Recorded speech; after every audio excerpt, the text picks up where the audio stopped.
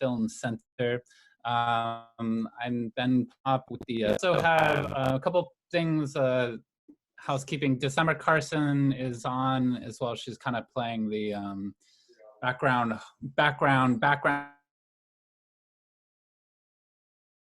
host in case there's any sort of trolls or anything like that show up. So she'll be there moderating that. A couple of other things. If able, in the meantime, if you could go ahead and just mute your mic for now, and then when if you're called on to speak, or if you're going to speak or whatnot, you can unmute it then. There is the chat bar in the right-hand side. If no one sees that, on the bottom of the screen, there's a little button for chat that should pop up there. You can write in questions in there. By the military, do you have it set there? What's that? Oh, all right. So, so each week we're going to be doing these, and we're going to try to be having a different moderator. And this week's moderator, we're excited to be welcoming co-founder of the Oregon Media Labs, Jen Tate. So Jen will go ahead and take it away and introduce the other folks involved, and away we go. So thanks everyone for being here. Hi everyone. Thanks for being here. I'm excited to say hello, see your faces. For those of you who don't know me, my business partner Jackie Weissman and I founded Oregon Media Lab earlier this year as an extension of the work we've been doing with the community here, producers and connectors. We run Oregon Documentary Camp. We are producing a feature doc right now, and we've been hosting a variety of gatherings we're calling media huddles, both for individual media makers and for media organizations.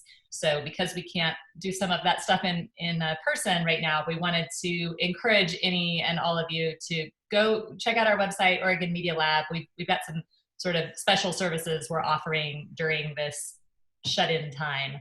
If we can be supportive of you as media makers, just having a chat, helping to guide you to resources. If you just want to talk through a project you're working on and you want some other ears to listen, we would like to offer that up. So please reach out to us. We would love to help you.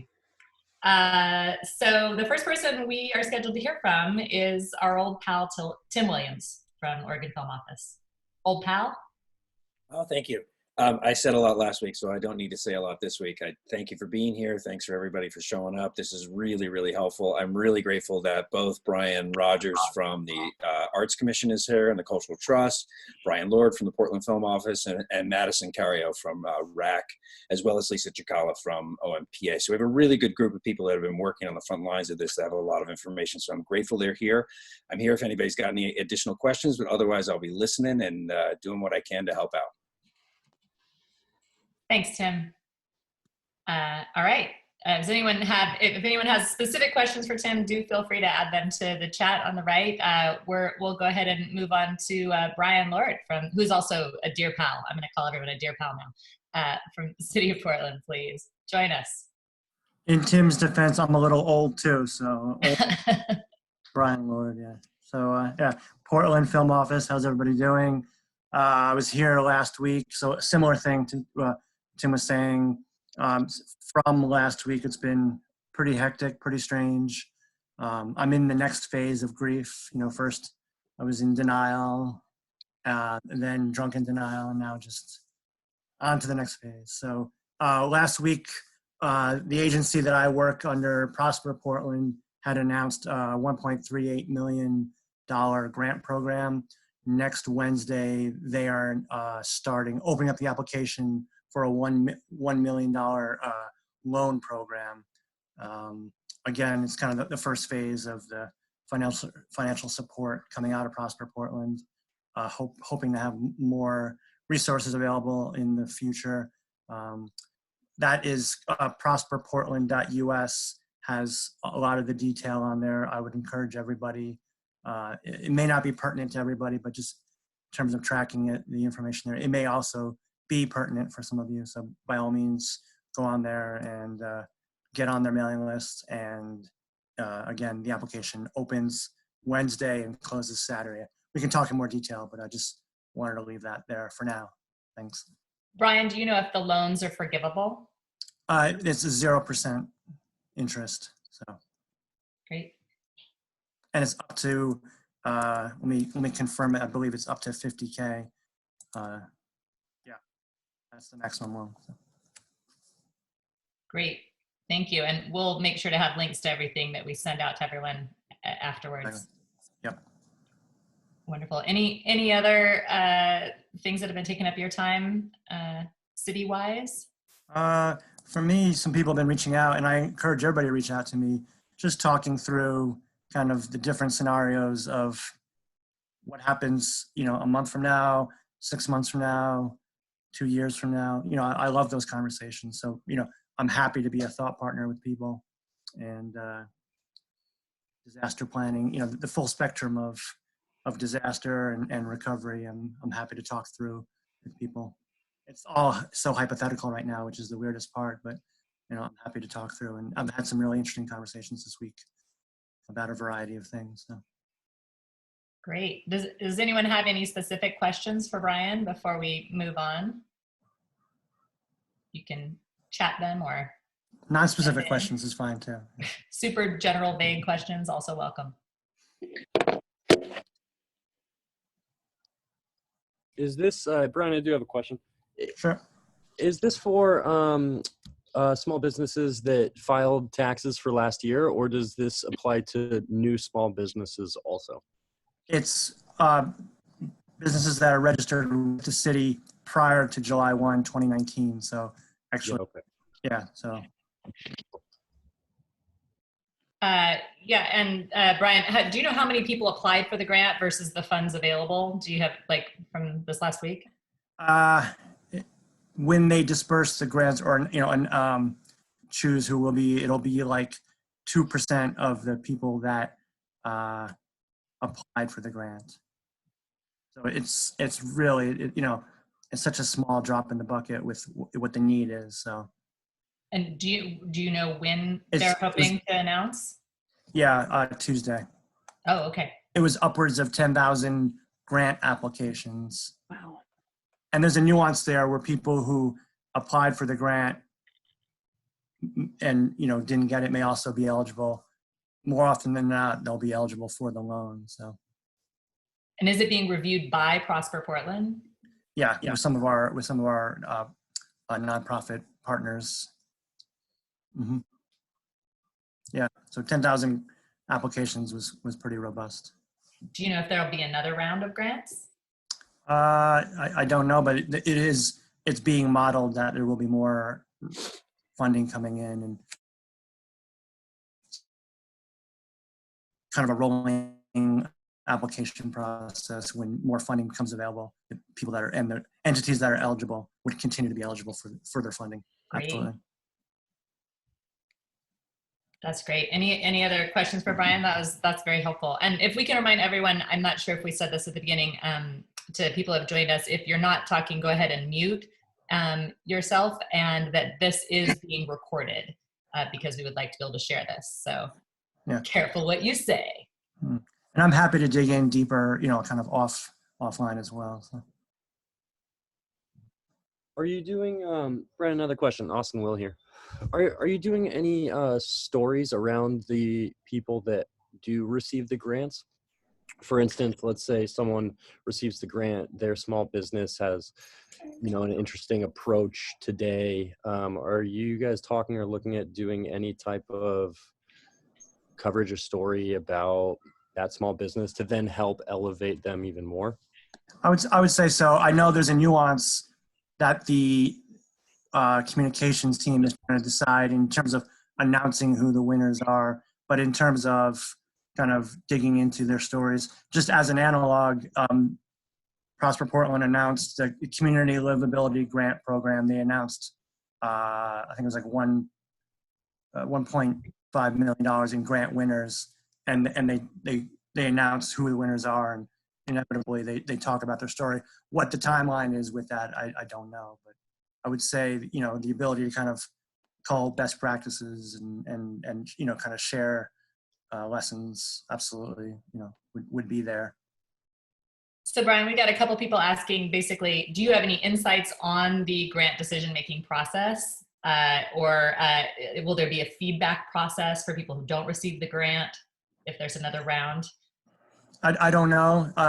I would wager that because there was so many applicants, it would be more difficult. I think we've all been on grant panels where, you know, there was the winners announced and then, many people wondering why their project wasn't chosen. I think because of just the sheer number, it would be not as rigorous a feedback loop as, you know, or maybe a more generalized one in terms, as opposed to kind of specific case by case. So, okay. And you'll maybe keep us updated on if yeah, I'm happy to, as I learn more about it, you know, kind of share what I know. A lot of what I'm saying now is speculative because they're going through the process now, and I'm not on that panel, so. okay. Yeah. Great, thank you. All right, well, if that's all we've got, let's see. I'm saying, might there be a chance the non-grantees would get rolled over into a new cycle, or would it be reapplying? Yeah. Yes, the eligibility would remain open. So it's not a first come, first served program.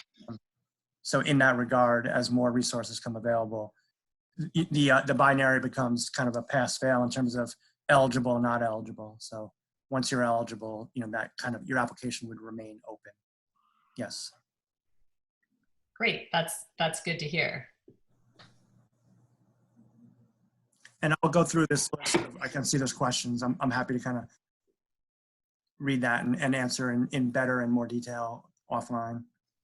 Okay, excellent. All right, great. Well, let's go ahead and move on to Brian Rogers from the Oregon Arts Commission.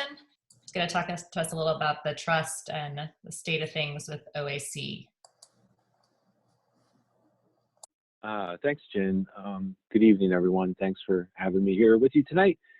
And I'm the executive director of the Oregon Cultural Trust, as well as the Oregon Arts Commission. And we're both housed in Business Oregon. So as Brian was talking about, the other Brian was talking about, we do have a lot of small business loans that are currently coming a little bit more into focus. And we also have a lot of resources that are available on the federal side of things as well. So for the Oregon Cultural Trust, one of the things that we've done is put together an emergency grant relief program for organizations, cultural organizations, and possibly cultural workers, you know, including artists, filmmakers, history and humanities experts. And the concept is currently being reviewed by the Oregon legislature, which will probably not meet until middle May or maybe the end of May. That's kind of what we're picking up. And the way it would work is we would pull down $10 million from our $29 million permanent fund and set up an emergency relief program that would roll out in a couple of different phases. And we're currently designing how the grant program would work. The Oregon Arts Commission is also in line to receive funding from the National Endowment for the Arts. The NEA received about $75 million from the $2 trillion federal package. And the NEA is required by law to disseminate 40% of its funding to all the state arts councils across the country, including the 5 jurisdictions. And so, based on my calculations, the Arts Commission will receive between $350,000 to $400,000, which will be primarily focused on arts organizations. And, you know, organizations like Northwest Film and Klamath Film and Bend Film, of course, will be eligible to apply to the Arts Commission funding, as well as if we're able to get the trust program up and running to that as well. And Madison could talk a little bit more about how the funders in the state are coming together weekly to discuss their efforts and, you know, potential of hopefully aligning as much as we can about our processes. So, you know, organizations and individuals can essentially hopefully answer, you know, questions once and be able to either apply to one source or multiple sources to receive funding as quickly as possible. And the Ford Family Foundation is also exploring opportunities to fund individual artists across the state. So more will come into focus from our group as the next week or two unfold. So we're also working with the Oregon Community Foundation, RAC, of course, Ford Family Foundation, OCF is also very involved. And we hope to expand that circle of funders as we move forward. And I also wanted to take a minute to make sure that you're aware of the Paycheck Protection Program that was just rolled out from the federal side. And, organizations, including nonprofits, 501c3s, are eligible to apply for a forgivable payroll grant loan from banks that are approved by the federal program. Program costs are capped at $100,000 on annualized basis for each employee. And individual contractors are also, or self-employed individuals can also apply to receive loans to cover their payroll expenses. So I encourage you to explore the Paycheck Protection Program, PPP. Of course, it's like every other program that's rolling out right now. There's a high degree of demand, and you have to meet certain criteria, eligibility criteria, for sure. But it's worth exploring. So I'll stop there and see if there's any questions. Do you have a deadline when you guys are trying to have some of this stuff ready? I mean, it's a crazy question, but like, do you have a goal for when you're hoping to roll some of these things out that you were talking about? I'm hoping to hear from the National Endowment for the Arts within the next week or two about when we might get funding and specifically what it's aimed for. We're not totally sure about that. The Cultural Trust Program, we're going to have to wait to see how the Oregon State Legislature responds to that request, because they have the final authority in how we can pull down funds, etc. And again, they don't meet until probably mid-May, late May.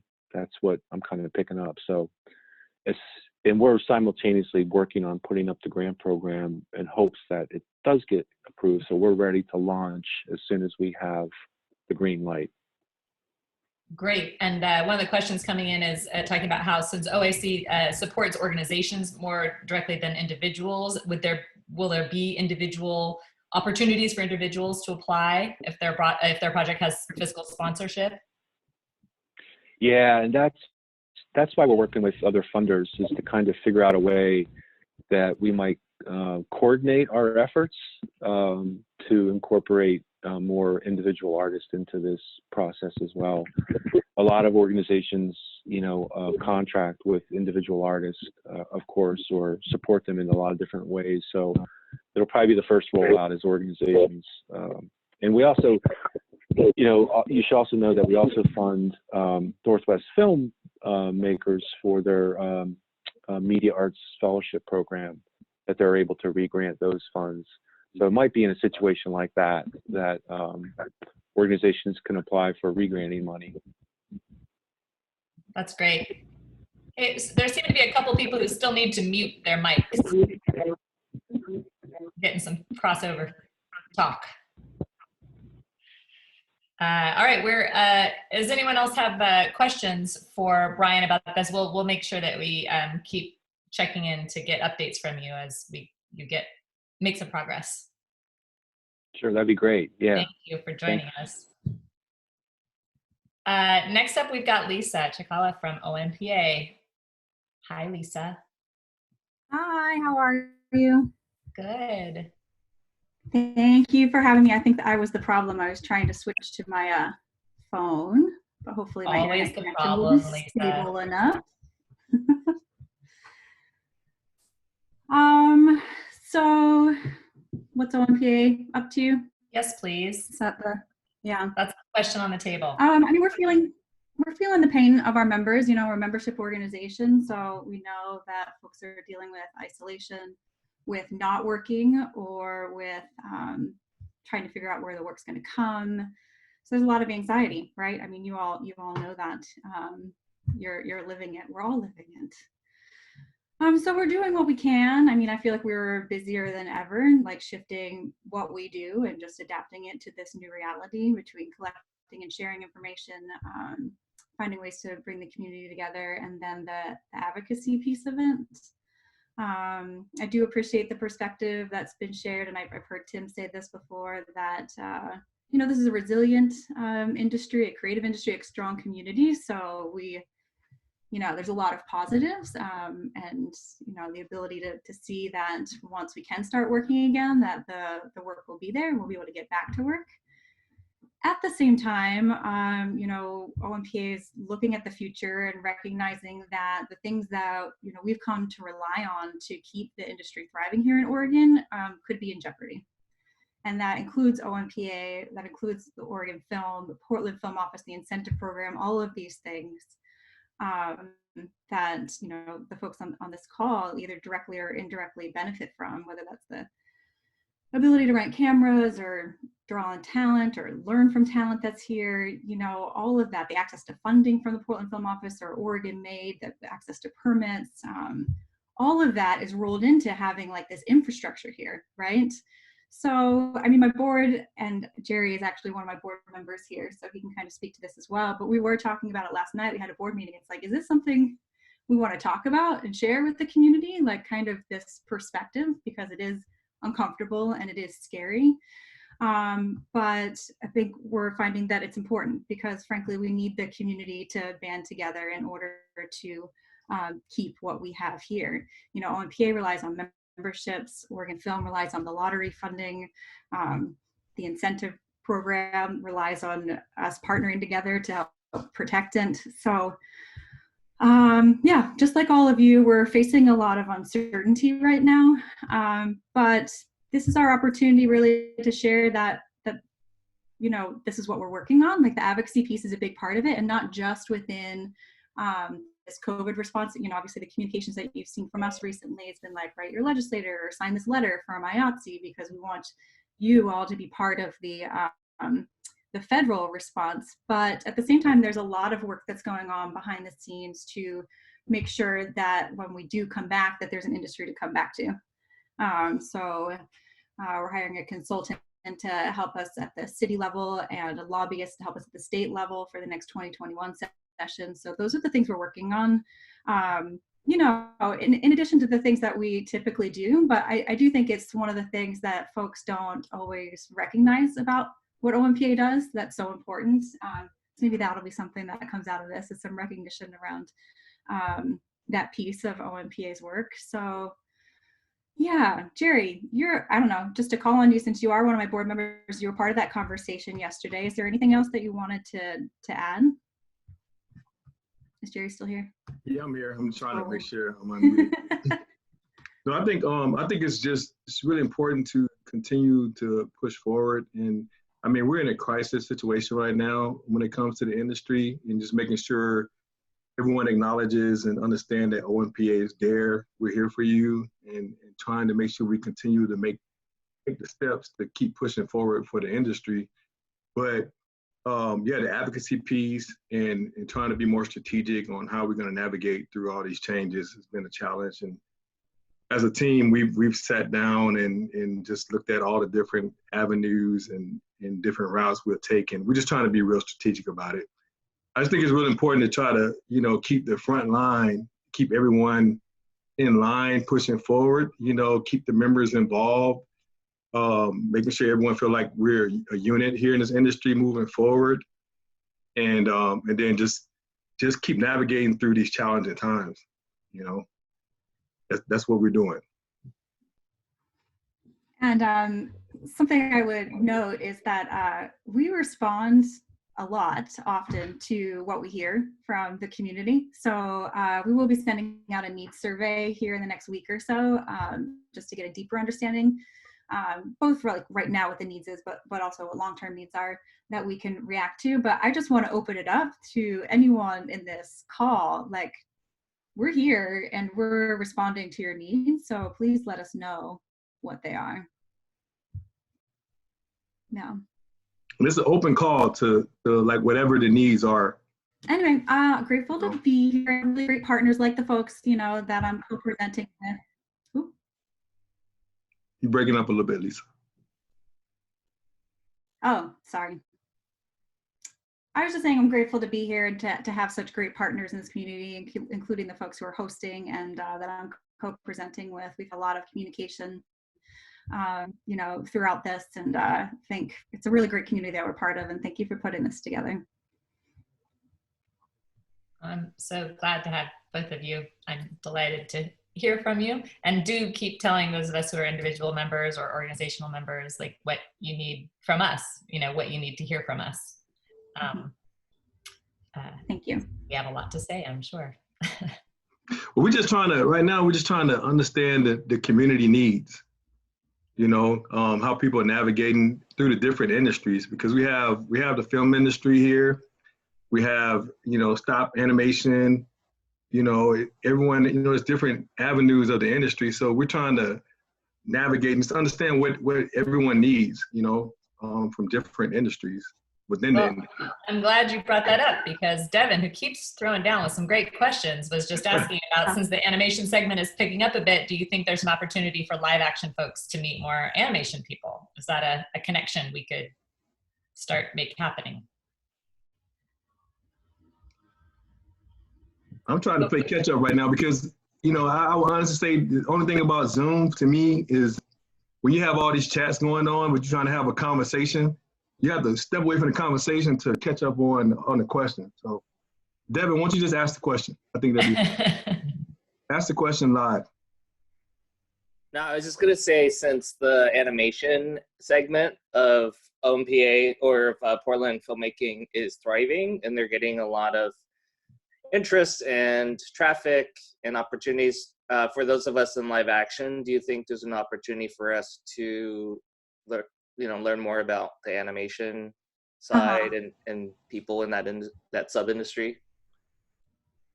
Okay, so you're seeking like a learning opportunity, how you would make the shift into that side of the industry. Yeah, but like generically, not necessarily I would want to be an animator, but more in terms of like, if I direct live action, you know, what does that mean in animation? Something like that.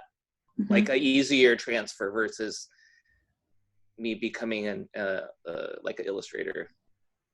Sure.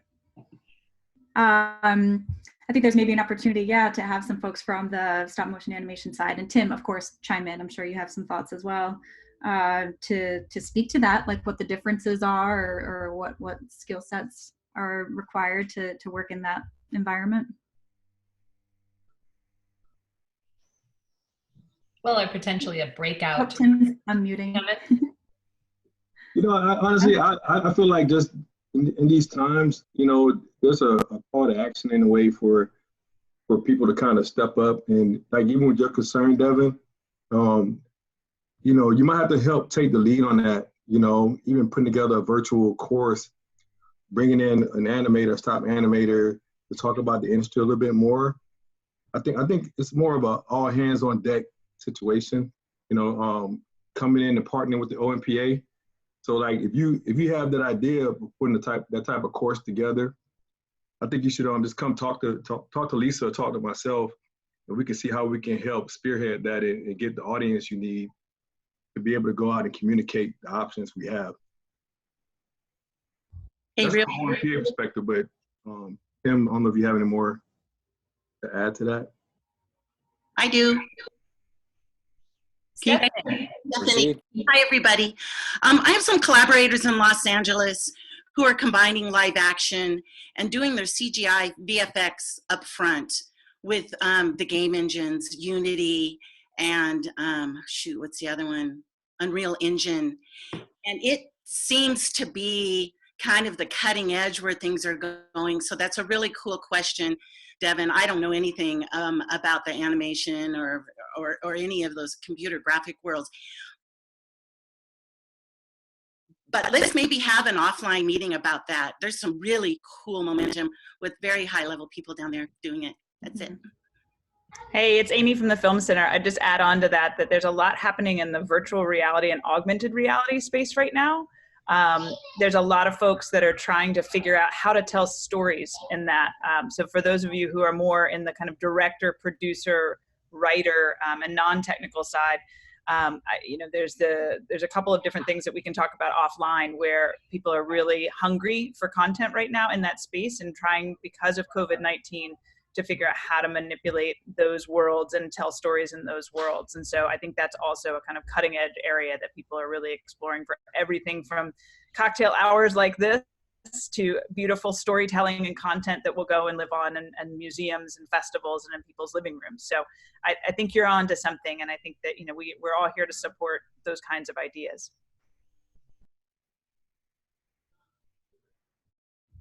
That's great. It sounds like we're going to keep doing these weekly sort of gatherings, but there's some plans in motion to also have some more webinar kind of based events as well, where issues like this get addressed. So maybe this is a good suggestion for one of those topics for coming up. You should, I think, follow up with that, Devin, if that's something that you're interested in. Sorry, can I just clarify what the exact takeaway from that conversation was?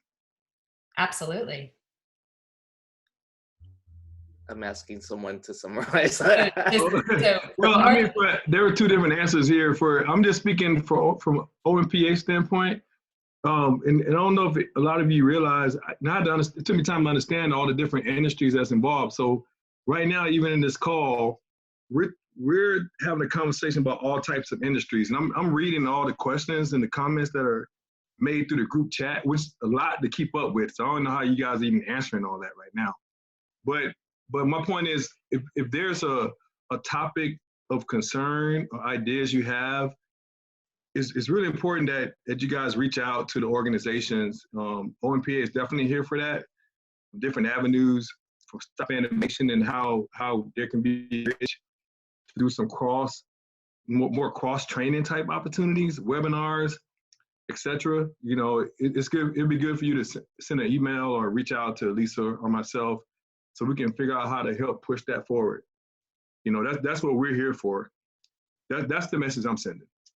And same goes for Northwest Film Center. We're partners with OMPA. We're partners with most folks on this call, and we just want to help at this time and try and think strategically about, like what Jerry was saying, about how we as storytellers can get our work seen, how we can get more opportunities, and how we can maybe challenge ourselves in this time to try some new things. So Devin, thanks for taking the lead and pushing forward, because I don't know anything about animation either, but I think it's really cool and I'm trying to learn myself. So I think it's awesome. Well, thank you everyone for your thoughts there. We have one more speaker who we want to go ahead and move on to. So thank you, Lisa and Jerry, both. Last person we are scheduled to hear from is Madison Cario from RAC. Madison, I have not met you before, but hello.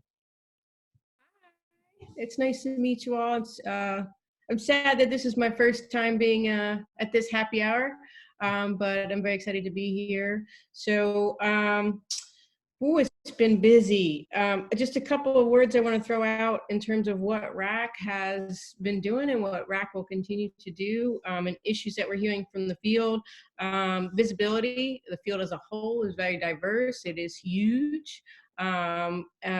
Advocacy, right? Really important, and that ties into understanding the scale of us, connecting and collecting resources and connecting people to the things that they need. This idea of pivoting, which is what I'm also hearing in this call, is like, how do we help our industries, our individuals, and our organizations pivot and grow, and of course support in all of those resources. So those are the things that I keep hearing and repeating and scribbling down over and over again. On all of the Hollywood Squares chats I've been on for the last couple of weeks, I will share with you some stuff that RAC has been up to, which some of you may know and many of you may not. We put a survey out, it feels like years ago, but I believe it was last week or the week before. It closed on March 22nd, at least the first round of collection, and we really wanted to, we recognize that the field in terms of arts, culture, film industry, music industry, art and design, creative tech is very fragmented. So we wanted to try to see how far out we could go and how many different voices we could get back in. It was a statewide survey, and we had support from the Miller Foundation and from OCF. And we got some, we got the numbers back. We all know the numbers are quite staggering in terms of losses. We've got a nice, mix of individuals and organizations. I was really happy to see that the numbers of individuals responding, because those often get lost through the cracks, was up relatively high. At the point that the data that I'm looking at, we had 1,300 individuals. We're looking at a total loss of about $11 million through May. So this is those independent contractors. Now this is before we knew that independent contractors could get any unemployment. So this was like really frightening to see. In terms of organizations across the state, we had 260 and some change at this point who came back and said that their losses were around 45, 46 million. We know this has increased since this closed. Part of what we're looking at is, again, this comes to visibility and advocacy, is how do we advocate for a field that has been largely invisible. We have all these different sectors. So that's a lot of the work that we have been thinking about and doing, and I can share all of this data. I'm happy to share this. I also have results from Music Portland and what they've collected, and so I think RAC's role in the community more and more can and should be the role of kind of the collector, the aggregator of us, so that we can then build the picture of what our field actually looks like, the economic impact and the economic loss on a human scale, right? The stories are still really important. In addition to that survey, we sent out a different survey to just to arts organizations to see how they're responding in terms of furloughs and layoffs. And so that data is coming in right now, because that's another piece of this puzzle, is how do we keep people employed. We are, as Brian mentioned earlier, we are part of a collection of arts and culture funders. And we're trying to figure out where do we intersect? How do we pool our money? How do we align our missions and our values to serve the entire state? So right now, in the room, we have obviously RAC and OCF and OAC and Murdoch, Miller, Collins, Ford. We are all trying to figure out how do we really leverage our dollars and connect with the community and get resources out the door, both now when it's really essential, kind of that urgent emergency, oh my God, my hair is on fire. And also thinking about the longer term, the horizon of understanding that this is going to take a while, and making sure that we still have resources to support the community here. That's super important as well. But again, visibility is key. Folks don't know how big this sector is, and I'm, whether it's for profit or nonprofit, to me it's all the same. It's what makes the city worth living in, frankly. So things that RAC specifically is doing, late yesterday afternoon, we launched a fund for individual artists and creative workers, also recognizing that you may be an audio engineer or a usher or somebody who's impacted by this that we're not talking about. I know we're at, I think we have about $130,000 in the fund. There's more money coming in. It's both a give and get. So if you need money, you can apply. It's up to $500. These are tiny grants meant to keep you under that level where you have to file with the IRS. It's just a little get by, but it's also about community and building trust and making things really simple. So that's live. I have no idea. I mean, within the first 10 minutes, we had 20 applications, but we also had 22 donors.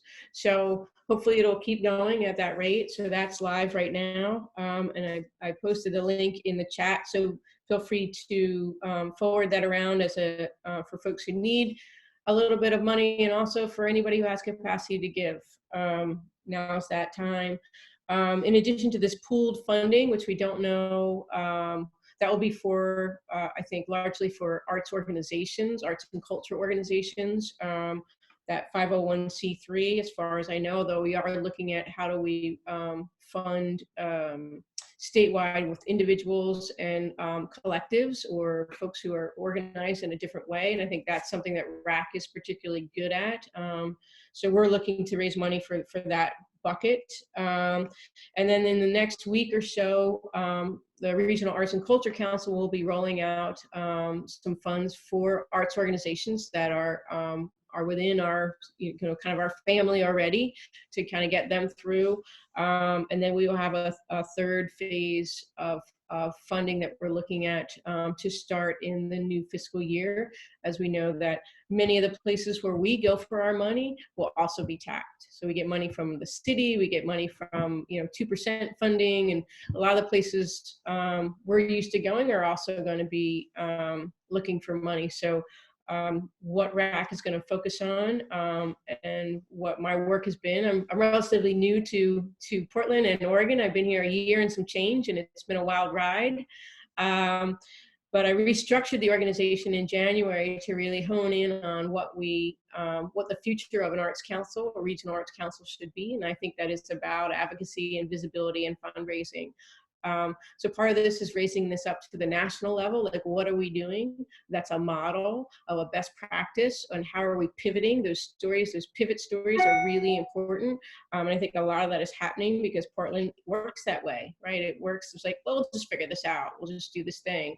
That kind of energy and model and practice is stuff that we can share nationally. So part of this is not only attracting new money to the region, because new money is good, but also this kind of visibility and this recognition for the leadership that exists within this creative community. So that's what I do, or that's what I've been doing. I'm really excited to be here and to see you all. And I wish it was like actual happy hour where we could sit and have a drink and be doing this, but really honored to be invited. I plan to attend as many of these as possible. One of my dreams when I got here was that the music industry and the film industry and all those other industries that seemed a little bit separate from arts and culture, we could come together. I know there's places where we intersect.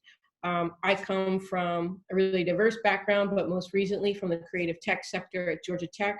So thinking about things in terms of AR and VR and motion capture is really one of my sweet spots, and it looks like it could come in handy for the next little bit. And how do we translate those stories into out into people's worlds, and how do we make money doing it? I see a lot of artists right now giving away their content for free online. That's awesome, and yet I want us to also figure out how do we make sure that we have a revenue stream. So I think that's the 6 things. Pivot, matchmaking, advocacy, fundraising, collecting resources, and connecting people. I think wayfinding is a big piece of this. How do you know what to apply for and what's worth your time? And there's so many resources, but which one is for me? So I think that is a role that I hope that RAC and Brian OAC is also stepping into and has been doing for a long time. But we're here. It's like Courtney and the Who. We're here, and we're here to help. So like Brian Lord and Lisa, whom I've never met, but we've talking about meeting. We're here to support all of the industries. Thank you so much, Madison. Thank you, and thank you to everyone at RAC. Georgia. You said Georgia Tech? That was like a big plus. Sorry. So Madison and Lisa, that was a question that popped up. Different orgs have different surveys going on right now. Are you guys sharing your survey results with each other or updating each other on these things? Madison here, I would love to. I'm doing the best I can to collect other people's data, because I think we have a lot of capacity at RAC to house and hold stuff, but we certainly can share all our data out too. There's no secrets here. This is loss and opportunity rolled up into one. Yeah, and I'd be happy to share the results of ours with you. Wonderful. Anyone have any specific questions for Madison or for any of the people who we've heard from today? Now would be a time to pop up. We've got about 5 or 6 more minutes before we have to start wrapping up. So, or if you have a question you want to pose to the group, this is also the time. something that's not being addressed right now, or something you're interested in or excited about? I'm excited about something this weekend. It's the Real Abilities Virtual Festival that you can experience remote and accessible festival programming. So if you have time, Will you share the link? I can. Yes, I can. Thank you. Who else? Other people have resources they've come upon they want to share with other people, questions, a request for future conversations. Now is your chance. Has everybody applied who has a small business for the $10,000 grant through SBA.gov? Basically, if you apply, even if you don't get the loan, you can still get the $10,000 grant, which is specifically for this situation. I'll put the link in. Thanks, Alicia. It's for anybody that's ever 1099 to anybody, any kind of business ever, or if you have employees. And it's a whole situation. There's a really crazy video I'll put up too that explains it all, but you need to do it right away because they only have enough in the kitty right now, I think for, I don't know if it's 100,000, I don't know, but you'll see. That's great. Anyone else have some It's Friday positive, successful sharing happy news to share? Hey, so I have a question to the group. So you guys, I missed the last chat, but like, is anybody working on any current projects right now that all of a sudden that's been halted because of this? And you're kind of freaking out and not knowing what to do, and you might be pulling your hair out, and you're trying to cast. You might be going a little crazy right now, oh, I am, because any advice, I'm just trying to do a 20-minute short film, and all of this has happened, and I'm I don't know what to do now. Yeah, I was supposed to make a feature film this year, and I'm not sure that that's happening anymore. And I'd be glad to talk to you offline. I'll reach out. My name's Dawn Jones-Redstone. I've made a bunch of shorts, but this was going to be my breakout year, but I'm not so sure anymore. Also, side note, I just posted in the chat, I'm on the committee for the Lola Joel Artist Award for women artists, folks who identify as women or femme, trans women, genderqueer women, non-binary folks. We're giving away 2 $10,000 grants. If you know anyone that's interested, there's a link in the chat. Thanks. I'm gonna message you, Ezekiel. This is Marianne here. I'm not a member. This is my first time attending. Thanks to Andrew DeVigal for sharing this, and thank you guys for letting some of us come in. I'm a graduate student at the University of Oregon. I have a couple things. One thing that I was supposed to present my capstone, which is basically a thesis, last quarter, which of course got canceled due to the coronavirus, and that's now up in the air as far as when I'll be able to present that in person. But I've actually turned around and started using this time to fully develop other ideas from that, because I'm working with immersive audio technology to create immersive audio stories through sound stations and working with people who are blind. So now I'm learning a new technique through that process. And next week, I'm actually using Zoom for the first time to do an interview to tell a story about a guy who's using this program called Arduino to create a robot that uses UV light to go around and clean a virus. So that'll be exciting to kind of do it in that way. So that's actually good news. I would love to encourage people to use the chat to put what you're working on and what you would be interested in talking to other people about. I'm happy to help host something smaller that is specifically focused on individuals who are mid-project, who are looking to, so we can have a smaller conversation. So please put that information in the chat. Thanks, go ahead. I was saying to Ezekiel, yeah, I think I just lost the biggest feature film with investors because of this. My first big feature film, I've actually had investors come to me versus me going to try to get investment funds. And, so this situation, Dave completely backed out of the project just as we were launching. So I understand what you're going through, brother. And yeah, let's connect, man. Let's chat. I sent you a message earlier, so.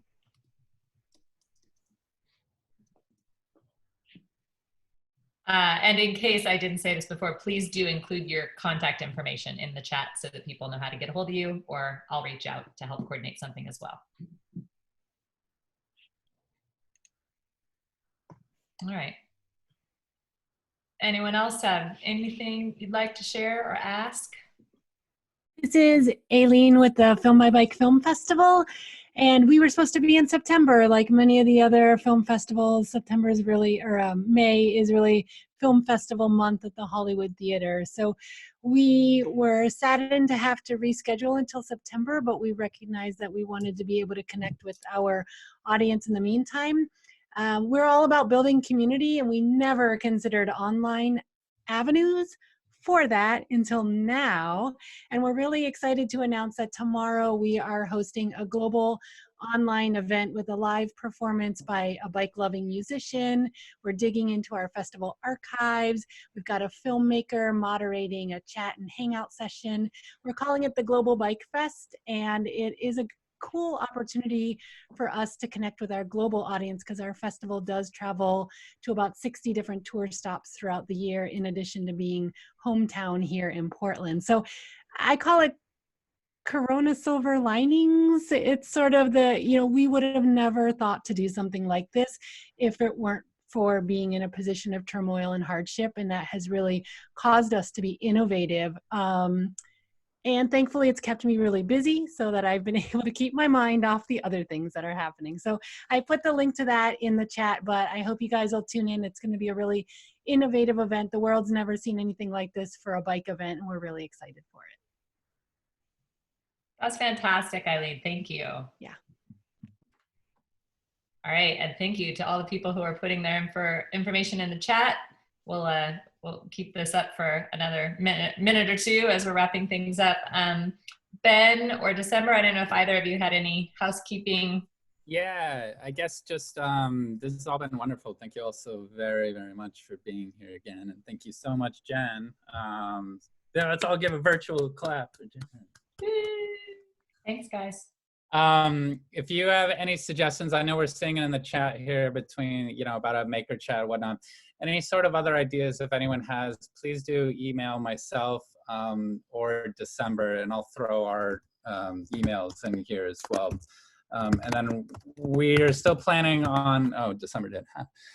We're still planning on doing these every week. I think the plan next week is to try to expand it out a little bit more and to grow. So we're going to invite people from Washington and Seattle and possibly Montana, Idaho, to try to expand it to the region a little bit more, get that going out. But we'd still, of course, you know, very much like to keep with the side of this local kind of aspect of it as well. But we're going to try to expand out and possibly contract again. We'll see how this all goes, but really happy that for the second one, and it seems like it's a good thing so far. So yeah, if anyone has more suggestions. Thank you, Ben and December and Northwest Film. You guys are awesome for putting this together.